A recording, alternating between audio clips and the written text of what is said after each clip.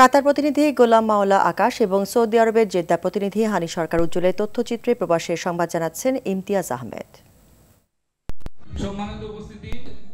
কাতারে অনুষ্ঠিত হয়েছে বাংলাদেশ প্রেস ক্লাব কাতারের 2025-26 মেয়াদের নবনির্বাচিত কমিটির অভিষেক ও বনভোজন।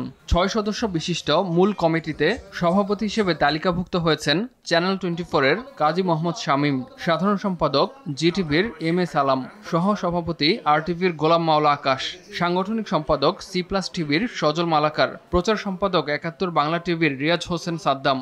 কার্যকরী সদস্য হিসেবে আছেন এখন টিভির আনোয়ার হোসেন মামুন। দেশটির শাহানিয়া আল দোসারি পার্কে আয়োজিত অনুষ্ঠানে প্রধান অতিথি হিসেবে ছিলেন কাতারে নিযুক্ত বাংলাদেশের রাষ্ট্রদূত মোহাম্মদ নজরুল ইসলাম। বিশেষ অতিথি ছিলেন বাংলাদেশ দূতাবাসের কাউন্সিলর শ্রম মাসহুদুল কবির, কাউন্সিলর মোবাশেরা কাদেরী, শ্রম কাউন্সিলর তন্ময় ইসলাম, দূতাবাসের প্রথম সচিব ও দূতালয় প্রধান মোহাম্মদ নাসির উদ্দিন সহ দূতাবাসের অন্যান্য কর্মকর্তাবৃন্দ। আরও উপস্থিত ছিলেন ওবায়দ তাহির, আশরাফ সিদ্দিকী এবং বাংলাদেশ কমিউনিটি কাতারের নেতৃবৃন্দ। এ সময় রাষ্ট্রদূত মোহাম্মদ নজরুল ইসলাম বলেন, শত সীমাবদ্ধতা সত্ত্বেও কাতারে অবস্থানরত প্রবাসী বাংলাদেশি গণমাধ্যম কর্মীরা কাতার প্রবাসী বাংলাদেশিদের সুখ দুঃখের খবর দেশে ও প্রবাসে সবার কাছে পৌঁছে দিচ্ছেন।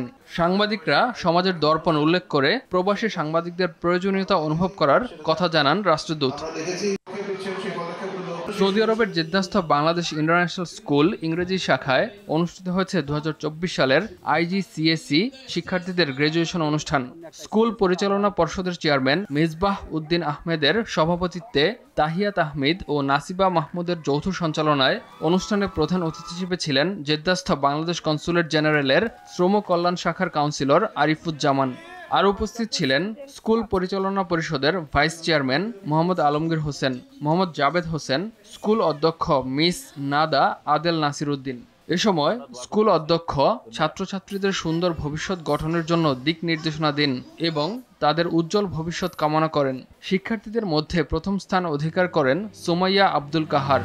And I major in commerce. Imtiaz Ahmed, RTV।